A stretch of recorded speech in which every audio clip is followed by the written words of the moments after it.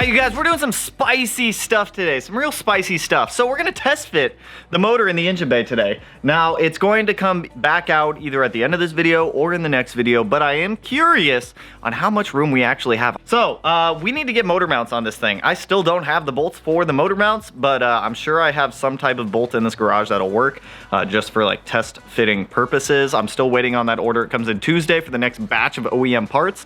I was gonna continue doing like more motor work on the engine to get it ready to like be permanently mounted up in the engine bay, but here's the thing, I forgot to order one of the timing pulleys on that. So when you're looking at OEM diagrams, make sure to follow all the red lines or else you're gonna have to be waiting for more parts to ship out. So let me give you the rundown of what we're doing here. And for those who said order new grommets for this, I definitely ordered them, so they should be here some point, hopefully by the end of next week. But game plan here, we gotta flip this guy 180 degrees, flip her over right there, get the engine mounts put on that thing. In here, we need to move, we're just gonna move wiring out of the way and get it out of the way so that way we're not pinching anything.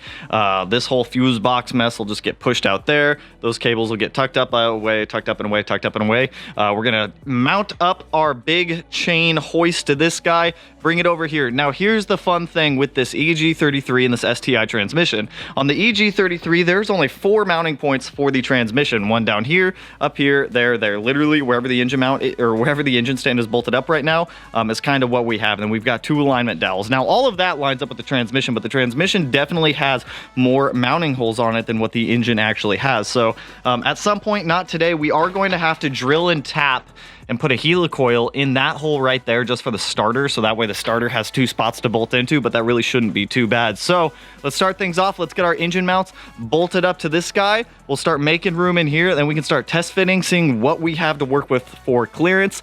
Some of the big things I'm looking for today is to see if the stock oil pan clears the cross member. We're gonna have a custom one made anyways, but I'm curious on sizing. We're gonna look at like turbo placement, turbo location, everything like that in this engine bay, because I don't know, we're the first ones to do this motor in this car, so we'll see what we're working with here. First up, we need our motor mount. We got one right there, bloop, one right there, bloop.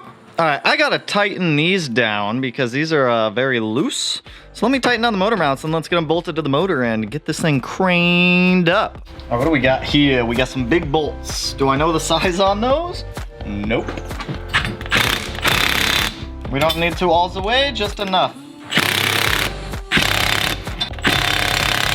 I feel like I should leave those loose for now so they can move around a little bit. Yeah, why not? We'll take off this bottom nut though.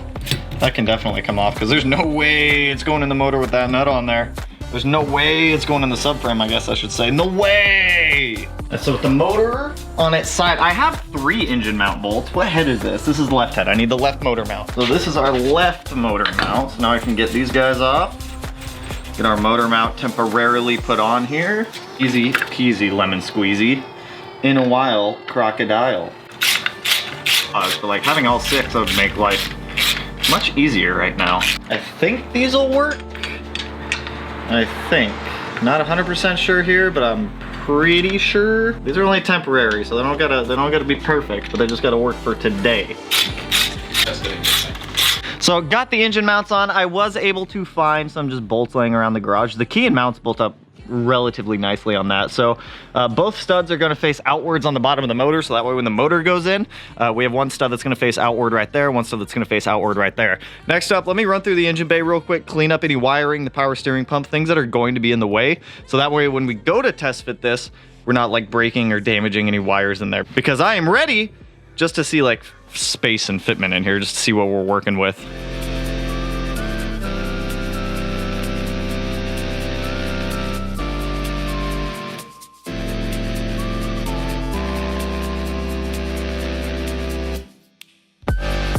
So I've been trying to find the best mounting locations for these tabs on here.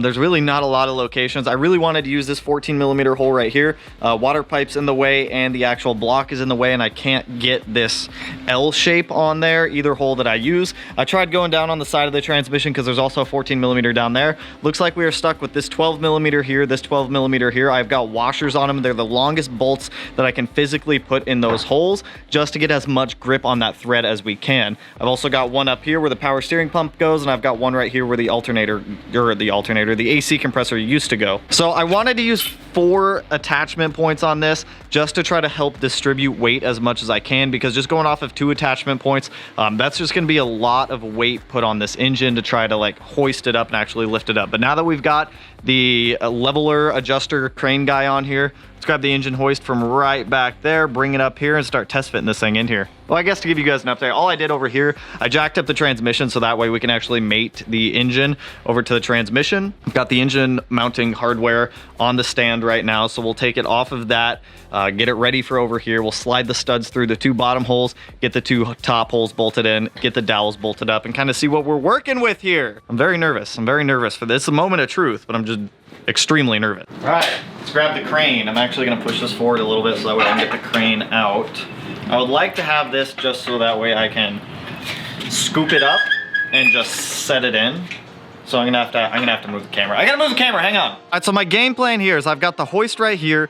I wanna bring it out in line with the engine and in line with the car. So that way I can just pick it up, push it back, drop it in. That's the game plan here. I don't know how effective that's going to be, but something's about to work here, so I don't know. Let's get this figured out. All right, let's get her in. You gonna go forward, come in, and slow down. Keep it coming, but slow down. I need the front of it to come up. Yeah. If you look, the studs are lined up in the transmission. Fuck, dude, I think I have to take this water pipe off or cut that guy off. My dowel's starting to line up over here. My side needs to go down. Hold up, hold up. Oh, I'm not cold anymore. Let me take my jacket off. Dude, it's going in. All right, let's undo these bolts. Slide it back out real quick while it's just in the engine bay. I'll go down there and flip it. Oh yeah, dude, this motor mount's definitely 100% backwards. Can you slide it out a little bit more? I need to get to the back one and there's no way I'm gonna be able to get to it. We gotta go up just a hair. Engine mounts are dragging on the subframe. I think you gotta lift the trans. Yeah, lift the trans a little. Probably because like, it's probably like, what in the hell are you trying to put on me right now? This isn't my normal EJ. Oh God. Oh boy. Oh man. Oh Betty. I don't know why I said that. It reminded me of, what is it, Cable Guy? Oh, Billy. Oh, Billy. So far, everything's fitting up nicely. The engine is bolted up to the transmission. It's only bolted up via 4 bolts because like I said earlier, that's all we have. And this is only a test fit right now. So this engine is going to come back out at some point. Down here, the engine mounts do look like they're doing fantastic lining up with the subframe. I did have this one on backwards over here. So it's stud to the rear, not stud to the front. So at this point, we're ready to drop it down, see if it slides into the subframe. Then we can throw on the engine mount nuts temporarily just to make sure everything's held down. Take the jack out. I should probably take the jack out from the transmission now so that when we go to set it down, it's not doing some wonky stuff. So I'll pull that out. We'll set this down and we'll see if it fits in its new home.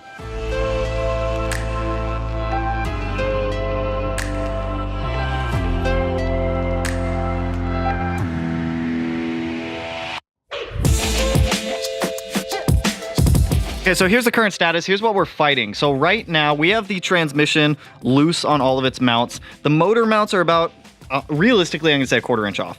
I'm gonna say a 1/4 inch. This one over here is so close. So what I'm gonna do here is pull off, we're gonna unbolt the engine from the transmission again, pull it out. I'm going to pull one motor mount off at a time. I'm gonna slot the mounts a little bit just so we can slide the engine mount back just literally a hair, like a 1/4 inch more. And then this should drop right in. Like we are so close to having this thing mocked up in here. And I think at this point, I'm just gonna leave it in here till it comes back from the fabricator because I can do timing and everything with it in the car. It's not a huge deal. But hey, we're making progress.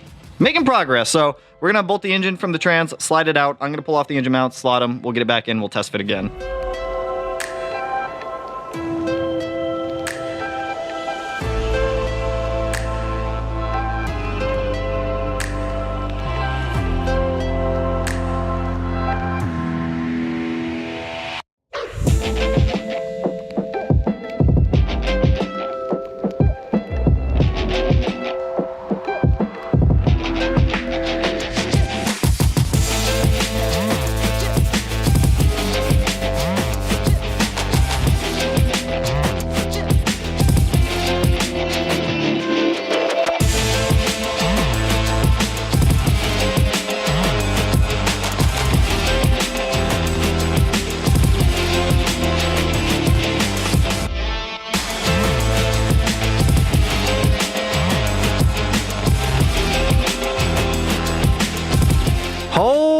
well. That is a tight fit right there. So, not a drop-in engine like I was expecting. Yes, it bolts up to the bell housing, no problem. Yes, everything kind of bolts up. Let me say that, kinda. The engine mounts down here definitely needed some love. I'm gonna have to have the fabricator touch those a little bit because the angle of the engine mounts is not proper to where we need them set.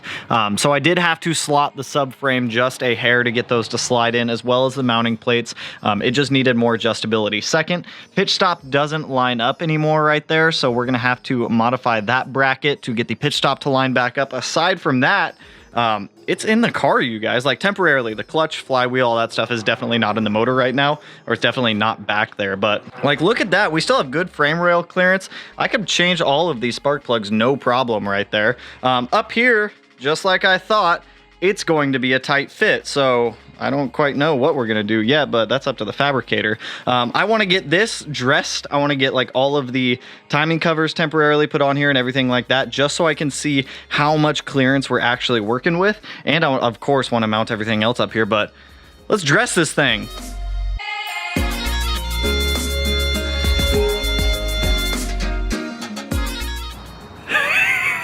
What have I done? What have I done? I love it! I love it, it fits! And everything, the hood oh! I gotta share my excitement with you guys because I am way too excited about this right now. Bro, you can't even see anything and I love it. It is so sleeper-esque, you would have no idea what's down here. So we come over here, we go bloop, flip that up, bloop, flip that up, push down on the hood a little bit, and then check it out, check it out, check it out, check it out. You guys have fucking, I absolutely love it. This is the only EG33 swapped VA chassis in the world, and this car will fuck people up and they will have no idea what is actually under the hood of this thing right now. So between engine and frame rail, plenty of room. We got miles on both sides. Oh, but this is where things get a little bit tight. Look at that. Look at that clearance right there. So I'm guessing the fabricator is just gonna lop this off right here, lop this off right here, and then do the custom radiator intercooler setup right there and everything. But oh my God, you guys, woo! So the game plan here is have one, now we can actually envision all of this. So the game plan, turbo is going to go right here. There's plenty of room for the turbo right there. Ideally, we'd have it come out that way, but these power steering lines, I can make custom power steering lines, or all the shop do it, because power steering lines have to be able to hold high pressure, or at least just on the high pressure side, so I'm not too concerned with that. That actually fits like perfect right there. So we have our breather port for the head right there. Maybe we'll leave that, I don't know. But turbo is going to sit here, big old turbo. So the header is going to come off the bottom, wrap up and around behind the frame rail here, and then come here, turbo. Exhaust, it's either gonna go out the fender, or it's gonna like somehow wrap down there to go like actually under the car. Intake manifold, cut in half right there. This is going to be welded together to make one plenum, and then we're gonna have one big S LS 103mm throttle body right there, and that's just going to come straight down to the intercooler, which should be about right here-ish area. But oh my God, you guys, I could leave the battery right here if I want. There is so much room. We got miles of room in here. Should I just leave the battery here and make it look as OEM as possible? Because this is nuts. This is nuts. So, no, my God, dude, hold up. I need to take a break and just like take all of this in, because we are the first ones in the world. I've never been the first person in the entire world to do something. And it's just, people have done this swap in other cars, but not this car, not a V8 chassis. I am the first one to put this engine in a V8 chassis, and I absolutely love it. Give me a minute to like chill out, and then we're gonna keep going here. Okay, so I'm back and I've calmed down a little bit. I've calmed down just a hair. So I have good news. I slid the oil pan up in there to see if it would fit. It's like that beefy oil pan down there. Fits perfect. So I'm just gonna have the fabricator modify the pan so that way it can have like a little bit better baffling. And aside from that, a new oil pickup made, and then that'll be our oil pan and pickup. Be super easy. I might have to modify it to make it a little bit I guess, deeper, so that way we can hold more oil, but this thing is nuts. Oh my gosh, dude, I love it. I have decided we are just gonna keep the battery up here and the fuse box. We're just gonna reuse the stock fuse box, shove everything back in that we're keeping, bolt it back up, and then we'll have fuse box. It'll just be easier for wiring and whatnot. That way I'm not having to extend wires, relocate a whole bunch of stuff, but woo! So there you go, you guys. That's what I got for you guys in this one. So actually, since we're on the topic, a lot of people were asking me to like rename the car or something like that, because I've personally always called it just the Blueberoo. Kind of thinking like Porsche-roo now, maybe. It's got a flat 6, fits in line, and it'll be a turbo. It'll pretty much be a turbo 911 sedan. This is the sedan that Porsche should have made. Did Porsche ever make a sedan? A 911 turbo sedan? This is the one. But I'm super pumped for this. I'm going to, in the upcoming videos, we're gonna have to start like cleaning stuff up, getting stuff put back together, getting things kind of sorted out with this, because for the most part I've already removed most of the wiring that has to come out of the car at this point. So we need to clean up wiring, clean up the inside of the car, then it's gonna get towed down to the fabricator. He's gonna start doing like the oil pan or the oil pickup, modifying the pan, modifying the intake manifold, radiator, intercooler, all that stuff while we wait on the turbo. And I have the wastegate, so that way he can start, well, he can't really do much with the wastegates quite yet, but I'm so pumped for that, you guys, you have no idea. Anyways, getting off topic. So if you guys like what you see here and you're not already subscribed to the channel, I don't know what you're doing. I literally don't, because we are the first people to put an EG33 in a V8 chassis, and you do not want to miss the numbers that this car is going to be putting down, because it's going to be friggin' insane.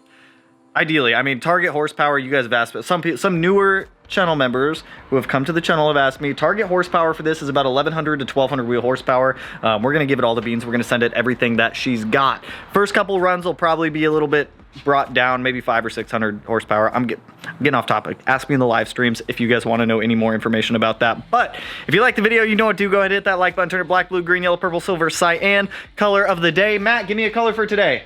God, it was the one from yesterday. Goldenrod?